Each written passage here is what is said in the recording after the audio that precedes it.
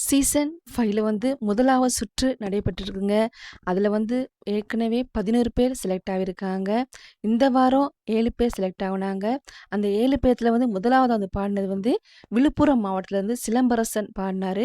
அவரு பாடின பாடல் "செந்தாளம் பூவில் வந்தாடும் தென்றல் என் மீது மோதுதம்மா" அந்த பாடல பாடினாருங்க. அவரு சொல்றாரு, அப்பா கூத்து கட்டி பாட்டு பாடுறவரு.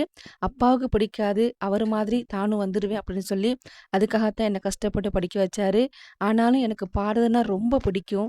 அதனால தான் நான் அந்த பாட்டுத்துறைய தேர்ந்தெடுத்தேன். இதோட அவர் மேடைக்கு வரும்போதே பயந்துட்டாரு. அவரு பயந்து ஒரு செகண்ட் அப்படியே நின்னுட்டாரு. அப்புறம் விஜய் பிரகாஷ் சார் தான் மேடையில போயிட்டு அவர சமாதானப்படுத்தி, அவர பாட வச்சாருங்க. திரும்பி அவர் இன்னொரு பாட்டும் பாடுனாரு. "ஆடி மாசம் காத்து அடிக்குது வாடி கொஞ்சம்" அந்த பாட்டையும் பாடுனாருங்க. சூப்பரா பாடுனாரு. பாடி செலக்டும் ஆகிட்டாரு. அடுத்ததா பாடுனது தான் அக்ரீனா பாடுனாங்க. அவங்க கேரளால வந்திருக்காங்க. அவங்க ஸ்வேதம் ஊருன்னு சொல்லி சொல்றாங்க. ஸ்வேதம் கேரளா தான் சொல்றாங்க. இவங்களும் கேரளா தான். அதே மாரி அவங்க பாடுற பாடல் "சுவாசமே சுவாசமே என்ன சொல்லி என்ன சொல்ல" அந்த பாடல பாடுறாங்க. பாடல பாடி செலக்டும் ஆகிட்டாங்க. அவங்க சொல்றாங்க அவங்க அப்பா மியூசிக் இண்டஸ்ட்ரி தான் உள்ளவங்க. அதனால அவங்களுக்கு பாட்டு திறமை ஏற்கனவே இருக்கு. நல்லா பாடக்கூடியவங்க தான் அப்படின்னு சொல்லி அவங்க சொல்றாங்க. அதே மாரி அடுத்து பாடுனது விஜயலட்சுமி. அவங்க புதுக்கோட்டையிலேருந்து பாடுறாங்க. அவங்க பாடின பாடல் "பூஜைக்கேத்த பூ இது நேத்து தானே பூத்தது" இந்த பாடல பாடுனாங்க. நல்லாவே பாடுனாங்க. செலக்டும் ஆகிட்டாங்க. அதுக்கு அவங்க சொன்னாங்க, அக்காவுக்கு ரொம்ப ஆசை. அவங்க ஏதாவது சாதிக்கணும்னு சொல்லி ரொம்ப ஆசை. பாடணும்னு சொல்லி ஆசை இருந்துச்சாம்.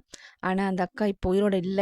ஆனா 2வது அக்கா தான் அவங்க ஃபேமிலிய பார்த்துக்கிறாங்க அப்படின்னு சொல்லி அவங்க சொல்றாங்க. 2வது அக்கா அவ்வளோ கஷ்டப்பட்டு வளர்க்கறனால, அவங்களுக்கு ஏதாவது தான் செஞ்சு காட்டணும் அப்படின்றதுக்காகத்தான் இங்க பாட வந்தேன் அப்படின்னு சொல்லி அவங்க அக்காவும் மேடைக்கு சர்ப்ரைஸா வராங்க. கதைக்கிறாங்க. அவங்க கஷ்டத்தெல்லாம் சொல்றாங்க. அதே மாரி அடுத்ததா பாடுனது பவித்ரா.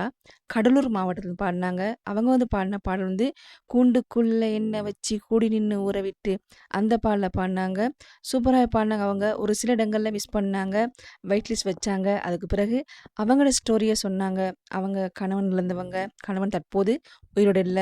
அவங்க கதைய கேட்டு அவங்களுக்கு இன்னொரு வாய்ப்பு குடுத்தாங்க. அவங்க திரும்பியும் ஒரு பாடல பாடுனாங்க. "நினைத்து நினைத்து பார்த்து நெருங்கி அருகில் வருவேன்" அந்த பாடல பாடுனாங்க.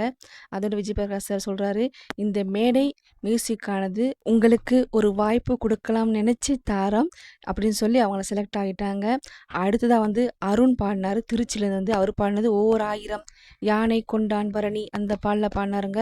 பாடுனோனே செலக்டும் ஆகிட்டாரு. சூப்பரா பாடுனாரு. அவர் ஸ்டோரி அண்ணா தான். அண்ணா திருநங்கையா இருக்காங்க. அதனால அவங்க பட்ட கஷ்டங்கள், திருநங்கையா இருந்தாலே ரொம்ப கஷ்டப்படுவாங்க அப்படின்றத அவங்க ரொம்பவே எடுத்துக்காட்டா அவங்க பட்ட கஷ்டங்கள்லாம் சொன்னாங்க. அண்ணா தான் அந்த குடும்பத்துக்கு பொறுப்பா இருந்து எல்லாத்தையுமே பார்த்துக்கிறது. அப்பா இடத்துல அண்ணா இருக்கிறாரு அப்படின்றதையும் அழகா சொல்லியிருந்தாங்க. அடுத்ததா பாடுனது ஹரிஷ் பாடினாரு. அவரு மயிலாடுதுறையில அவரு பாடின பாடல் "இளங்காத்து வீசுதே" அந்த பாடல பாடிட்டு அவர வெயிட் லிஸ்ட் போட்டாங்க. அவருக்கு இன்னொரு பாடுறதுக்கான வாய்ப்பு குடுத்தாங்க. அதுக்கப்புறம் அவரு "கலைவாணியோ ராணியோ அவள்தானோ யாரோ" அந்த பாடல பாடுனாருங்க. பாடி செலக்டும் ஆவிட்டாரு. அடுத்ததா பாடுனாங்க சுலக்ஷனா. அவங்க பெங்களூர்ல பாடுனாங்க. "கொஞ்சம் நிலவு கொஞ்சம் நிரப்பு" பாடல பாடுனாங்க. அவங்களும் செலக்ட் ஆகிட்டாங்க. இந்த வாரத்துல முதலாவதா எபிசோட் நடந்ததுல 7 பேர் செலக்ட் ஆகியிருக்காங்க. பார்க்கலாம் இன்னும் எத்தனை பேர் செலக்ட் ஆக போறாங்க, எந்தெந்த மாவட்டங்கள்ல, எந்தெந்த நாட்டுங்கள்ல செலக்ட் பண்ண போறாங்க அப்படின்னு சொல்லி பார்க்கலாம். உங்களுக்கு பிடித்த ஃபேவரட் கண்டஸ்டன்ட் யாரு அப்படின்றதையும் கீழ கமெண்ட்ஸ் பண்ணுங்க. நன்றி சொந்தங்களே!